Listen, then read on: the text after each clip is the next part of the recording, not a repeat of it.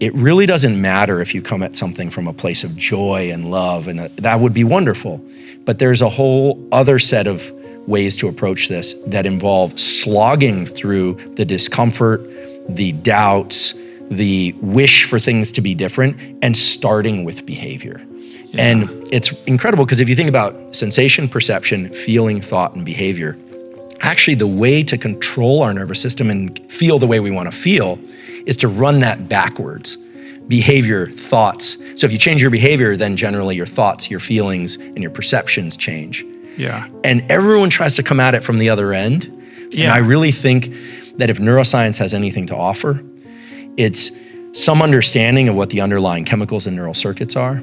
But the sooner that the human animal, the human species can start to understand that our feelings and our thoughts and our memories and all that is very complicated, but that when behaviors are very concrete and they are the control panel for the rest of it.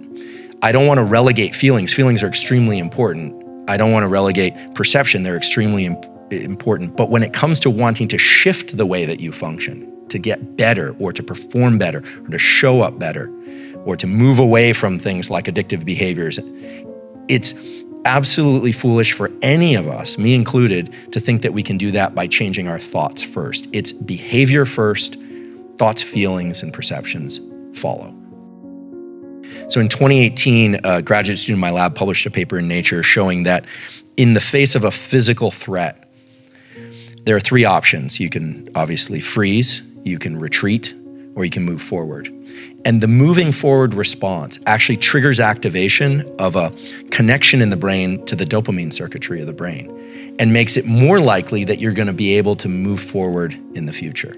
Now, what was interesting to us was that not only is forward action rewarded at a neurochemical level, which then sets you up for more forward action, but the highest level of agitation and stress was associated with moving forward. We always think, well, if I just calm myself enough, I'll be able to move forward. Right. But it's the exact opposite. Yeah. You know, and so people who are paralyzed in fear or that have a hard time initiating, sometimes the key is to raise the level of stress and agitation. This is why deadlines are so effective. Right. This is why fear is so effective. This is why that deer gets up out of its, nice little den and starts to move, because it feels a certain level of agitation. If that agitation isn't high enough, we will not move forward. And so especially in the US, we have a culture in which stress has been created. These ideas around stress is that it's terrible for us, when in fact stress is designed to move us forward towards these action steps that are rewarded, which then move us forward, and so on. Mental focus follows visual focus. Now, in blind people, it's slightly different. It follows auditory focus. But in most people, your visual focus, as you bring that into really sharp relief, that image of your book, and you stare at it, you're going to feel some agitation and your mind's going to be jumping all over the place. But if you wait just a couple minutes, the rest of the world will disappear. I think this is sort of like the flow state people are looking for. But remember, the gate of entry is one of you have to wade through some sewage before you can swim in clear water. Right. That's the way I always think about it. But the visual focus is what brings the rest of the brain into cognitive focus. And people in the martial arts understand this. You've probably experienced this running when you're feeling exhausted and you can just concentrate on one milestone and get there.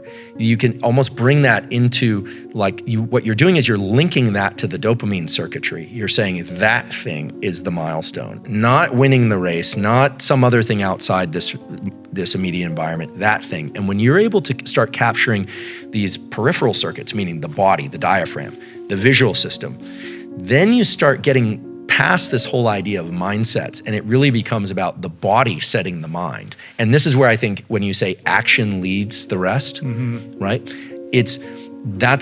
What you're saying is grounded in real neurobiological data.